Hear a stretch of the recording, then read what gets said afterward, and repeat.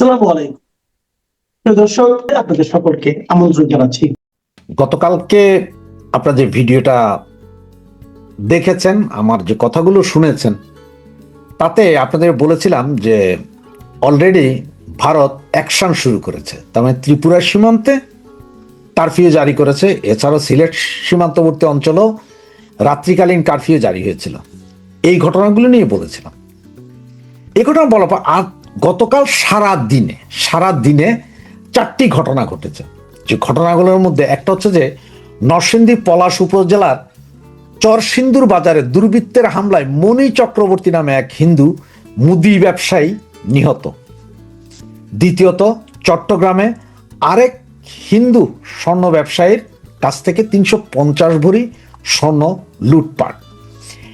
এরপরে আবার আরেকজন মাছের বরফ কারখানার ব্যবসায়ী এবং তিনি একজন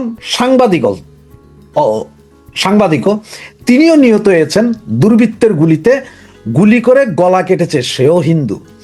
এবং সবচেয়ে নৃশংস আরেকটি সেটা হচ্ছে যে হিন্দু এক বিধবা ভদ্র মহিলাকে গণধর্ষণের পরে চুল কেটে ভিডিও করে ভাইরাল করে দেওয়া হয়েছে অনলাইনে। এই ঘটনাগুলো গতকাল সারা দিনে ঘটেছে। 4টায় হিন্দু নির্যাতন, যেগুলো এই মুহূর্তে ভারতের জন্য হটকেক হয়ে গেছে। ভারতের জন্য হটকেক, আর আমাদের বাংলাদেশিদের জন্য দুর্ভাগ্য। যার কারণে আমি আপনারা হেডলাইন এবং ব্যানারে দেখেছেন যে আমি লিখছি যে কোনো সময় ঘটতে পারে বড় অঘটন, এবং অঘটনটা কিভাবে ঘটবে এবং কেন ঘটবে সেইটার মূল সারমর্ম আমি আপনাদেরকে বিস্তারিত বর্ণনা করছি। কারণ এই অঘটনের যে কোনো মুহূর্তে, মানে এই মাসের ভেতর যে কোনো মুহূর্তে শুরু হয়ে যেতে পারে সার্জিক্যাল স্ট্রাইক, এবং এটা যে কোনো মুহূর্তে হইতে পারে, এটা গ্যারেন্টি রাখতে পারেন। শুধু যে 4টা হিন্দু, আজকে 3জন হিন্দু ভদ্রলোক মারা গেলেন এবং একজন হিন্দু ভদ্র মহিলা গণধর্ষণ হয়েছেন, সেটার উপর না। এই যে কারফিউ গেল, গত পরশুদিন যে কারফিউ দেওয়া হয়েছে, এবং এই মুহূর্তে আপনাদেরকে আরো কিছু যে নিউজগুলো বলছি, এগুলো পুরোটা শোনার পরেই আপনারা বুঝে যাবেন যে কাহিনীটা আসলে কি হচ্ছে এবং কি হতে চলেছে। এটা বুঝতে মনে হয় আপনাদের তখন আর কষ্ট হবে না।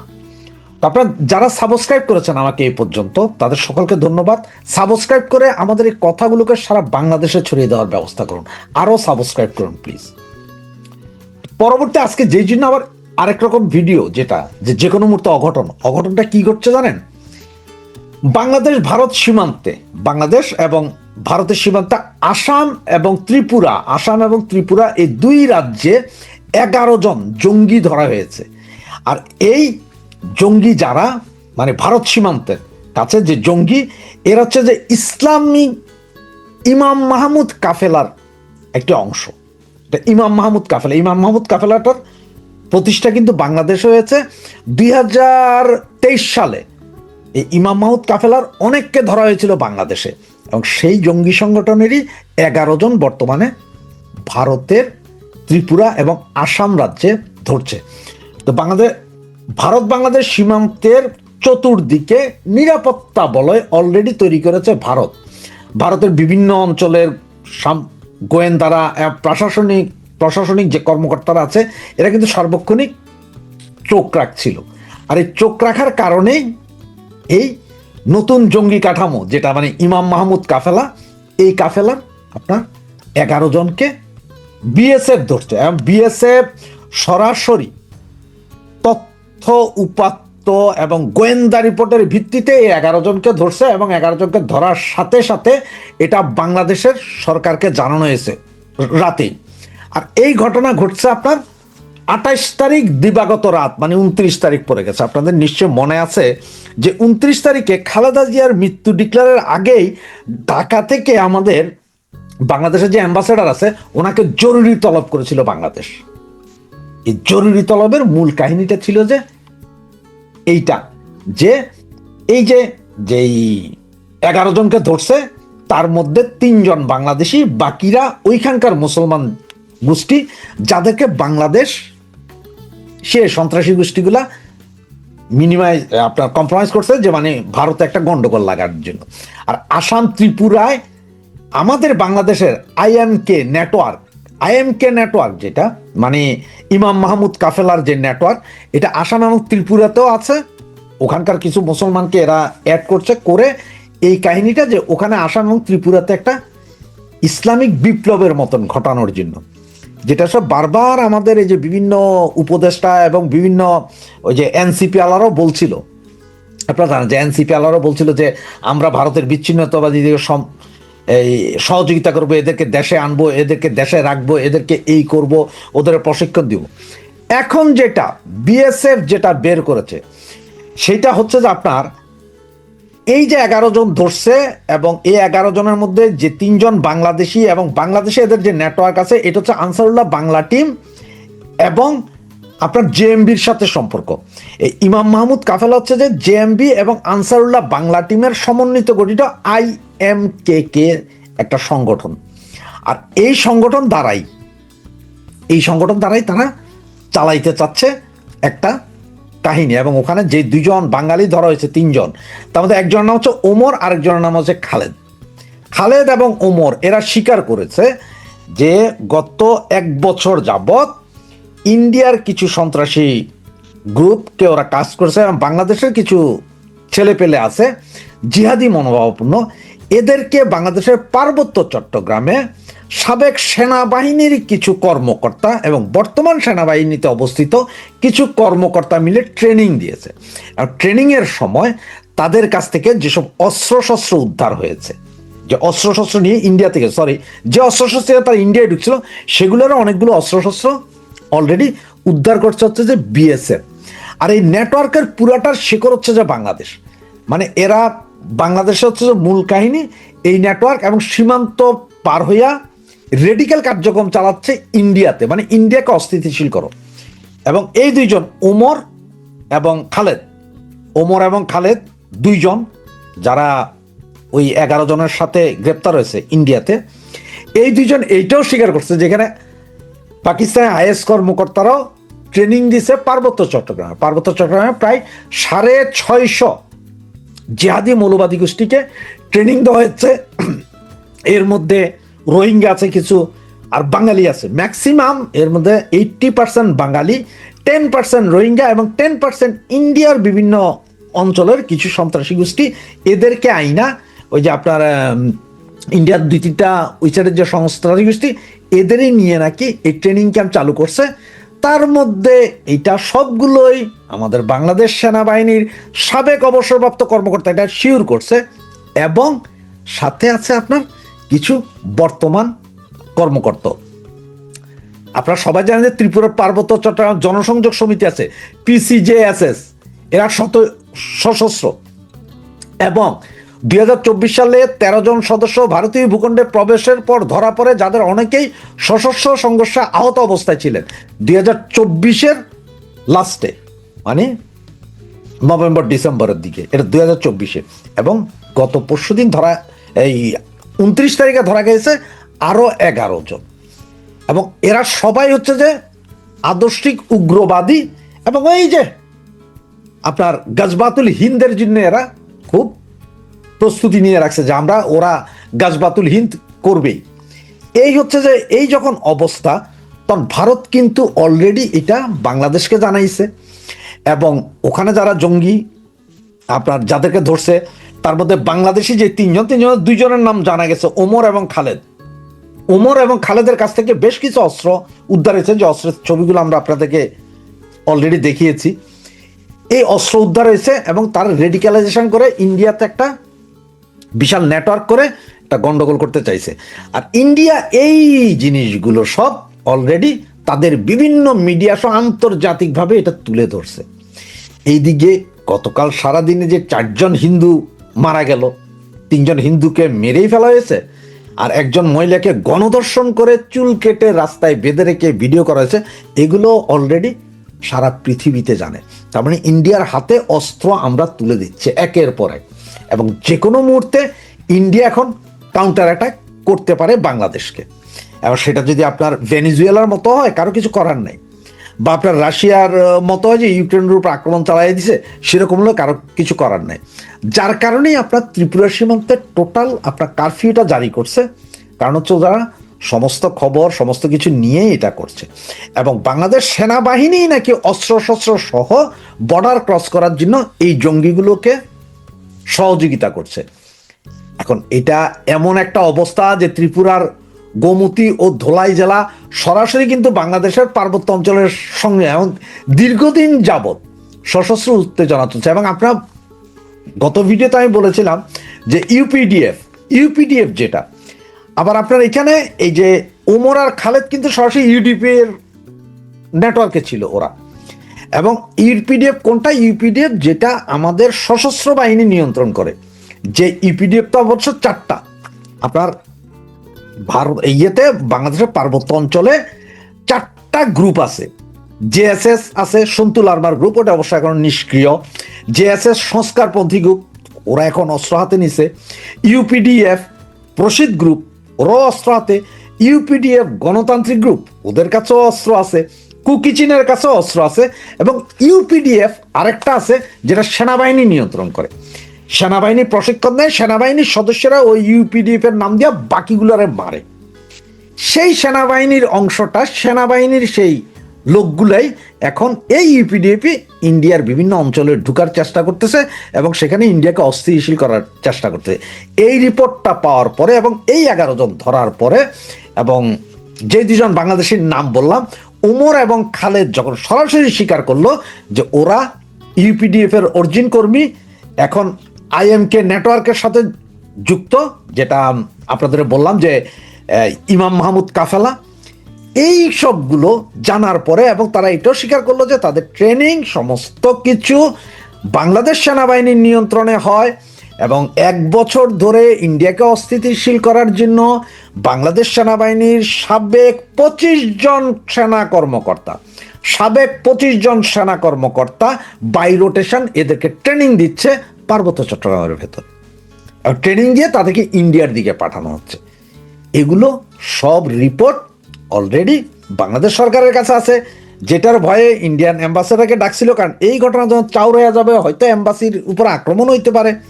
আবার ইন্ডিয়া হয়তো সমস্ত অ্যাম্বাসির সবগুলো ধরে ফেলতে পারে ওইখানে, এবং যে কোনো মুহূর্তে সার্জিক্যাল স্ট্রাইক পার্বত্য চট্টগ্রাম সহ ওই যে ঢাকা শহরে সেনাবাহিনীর একটা আছে না, ক্লাব আছে না, কি জানি ক্লাব, সেনা ক্লাব না কি, ওইটার ভিতরেও যে কোনো মুহূর্তে চালাইয়া দিতে পারে অ্যাটাক। এবং এই গ্রুপ পুরাটা কে চালনা করতেছে, পয়সা করে দিচ্ছে হচ্ছে যে বাংলাদেশ সেনাবাহিনীর অংশ এবং পাকিস্তানের ইন্টেলিজেন্স ব্রাঞ্চ এখানে টাকা পয়সা এবং অস্ত্রশস্ত্র দিচ্ছে। এই খবরের পরেই ইন্ডিয়ার নড়েচড়ে বসছে এবং এই জন্যই বলছে আপনাদের যে কোনো মুহূর্তে, মানে এই জানুয়ারি মাসের যে কোনো মুহূর্তে সার্জিক্যাল স্ট্রাইক হওয়ার সম্ভাবনা আছে। দেখতে থাকুন কি হয়। নমস্কার, আমি তরুণ ঘোষ। আমি যা বলেছিলাম সেই অনুযায়ী কিন্তু হচ্ছে কাজ। আমি বলেছিলাম ট্রাম্প যদি ভেনেজুয়েলার ওপরে চড়ে বসে তাহলে পরে চায়না গিয়ে তাইওয়ানকে চড়ে বসবে বলেছিলাম। এখন দেখুন, যেই মাত্র এই ভেনেজুয়েলায় এই কাণ্ডটি ট্রাম্প করেছেন, আবার ট্রাম্প আর একটা হুমকি দিয়েছেন ভেনেজুয়েলার মতো হাল হবে। প্রেসিডেন্ট মাদুরোকে বন্দি করে মেক্সিকো, কলম্বিয়া, কিউবাকেও হুঁশিয়ারি ডোনাল্ড ট্রাম্পের। দেখেন কথা, সেখানে কি বলছে ট্রাম্প, কি বলছে? মার্কিন প্রেসিডেন্ট বার্তা দিয়েছেন মাদক পাচার এবং অনুপ্রবেশকারীদের বিষয়ে তার দেশ কোনো আপোষের পথে হাঁটবে না। মাদক সন্ত্রাসকে রুখতে যা প্রয়োজনে যা করতে হবে তিনি তা করবেন বলে হুঁশিয়ারি দিয়েছেন। এইবারেতে আপনি আসুন চায়নার বক্তব্য। চায়না এই ঘটনায় বেজায় ক্ষেপে গেছে। চায়না হুঁশিয়ারি দিয়ে দিয়েছে অবিলম্বে ছাড়তে হবে এই মাদুরোকে। যদি না ছাড়ে তাহলে পরে তাদের মধ্যে যে পিস এগ্রিমেন্ট রয়েছে সেই পিস এগ্রিমেন্ট ভঙ্গ হবে এবং সে কারণে চায়না যা দরকার উপযুক্ত পদক্ষেপ করবে। তাই এখানে এক্স নিউজ তারা একটা চালাচ্ছে, চায়নায় রিয়াকশন চালাচ্ছে। এখানে যে ডেসক্রিপশনটা আছে, ডেসক্রিপশনটা আমি আপনাদের একটুখানি পড়ে শোনাই। China's foreign ministry has said that the US used the force threatening peace and stability in Latin America and confirmed its support to UN Security Council meeting scheduled later today. Spokesperson Li Jian threatened Beijing opposition of the US attack on Venezuela, called it a তারপর মোড় দেওয়া আছে, দেখুন মোড়টা আর আমার তোলা হয়নি, আমি আর খেয়াল করতে পারিনি, মোড়টা দেওয়া আছে, এটা স্ক্রিনশট নিতে পারিনি বলে আমি আর আপনাদেরকে বলতে পারছি না। এখন এই যে লেগে গেল না, এটা এখন থ্রেটন হলো, তার মানে প্রথম আপনাকে একটা ধমক দিল, এরপরে কি হবে, জাহাজগুলো সব দেখবেন সব তাইওয়ানমুখী হচ্ছে, একটা একটা করে তাইওয়ানমুখী হচ্ছে। তাইওয়ানের আকাশে সর্বত্র চাইনিজ হেলিকপ্টার, চাইনিজ বিমান সমস্ত উঠতে শুরু করবে। তখন ট্রাম্প বাবুকে বলতে হবে যে হায় রে, আমি তো বড় গন্ডগোল করে ফেলেছি, এইবারে তো চায়না চড়ে বসলো তাইওয়ানের ওপরে। আমাকে তো এখন কথা দিয়েছি, তাইওয়ানের সঙ্গে তো এগ্রিমেন্ট রয়েছে যে তাইওয়ানকে আমি একদম সামরিক সুরক্ষা দেবো, সামরিক ঘাঁটিও রয়েছে। এই সামরিক ঘাঁটিতে দু চারটি মিসাইল মেরে দেয়, তখন তাহলে ট্রাম্প বাবু তো টনক নড়বে এবং মারবে। চায়না যত $100 বিলিয়ন চায়নার নিবেশ রয়েছে ভেনেজুয়েলায়, সেই $100 বিলিয়ন তো গেল। এবার ইরানে গন্ডগোল করে দিয়েছে, ইরানে আবার $150 বিলিয়ন বিনিয়োগ করা আছে, ইরানও গেল। ইরানের এ সম্পর্কে আমি খবরটা আমি আগামীকাল করবো, আগামীকাল কেন বলছি, আজকে একটু বেলা দিয়ে করব।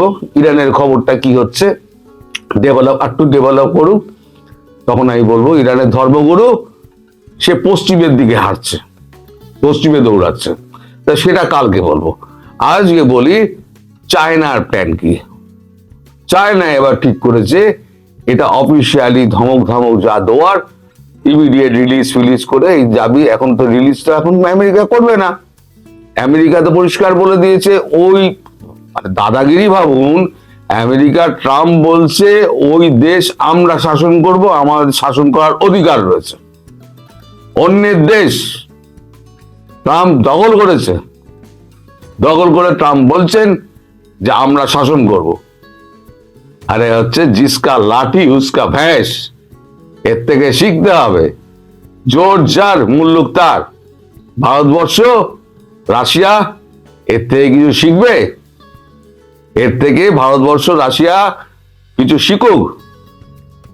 ডোনাল্ড ট্রাম্প পৃথিবীকে দেখিয়ে দিয়েছে যে জোর যার মুল্লুক তার। আমার যা মনে হবে, আমার ব্যাকইয়ার্ডে যদি কোনো গন্ডগোল হয় আমি সহ্য করব না, সোজা দখল করে নেব। এবং দখল করা খুব সঙ্গত কথা। ট্রাম্পের দেশের পেছনে বসে ট্রাম্পের পেছনে যদি অংলিবাজি করা হয়, যেটা বাংলাদেশ করছে ভারতের বিরুদ্ধে, তাহলে ভারত ছেড়ে দিচ্ছে শান্তিপূর্ণ দেশ বলে, ট্রাম্প ছাড়বেন কেন? তিনি বিশ্বের এক নম্বর শক্তিধর মানুষ, তিনি ছাড়বেন কেন? ভেনেজুয়েলার ইতিহাস একটু ঘাঁটুন। এই যে মাদুরো কি করেছে, তার আগে হুগো স্যাভেজ কি করে গেছিল, এখন সে বলতে গেলে অনেক লম্বা ভিডিও হয়ে যাবে, তাই ও সমস্ত ব্যাপারে আমি আর যাব না। ও সমস্ত ব্যাপার বলতে গেলে লম্বা ভিডিও হবে। এখন চায়না কি করবে আমি আগাম বলে দিচ্ছি আপনাদের। সরি, যেমন বলেছিলাম যে এইটা হলে ওইটা হবে, ওইটা হলে ওইটা হবে। এরপর রাশিয়া কি করবে সেটাও পরে আগে বলে দিয়েছিলাম, রাশিয়া ইউক্রেন সেটাও বলেছিলাম।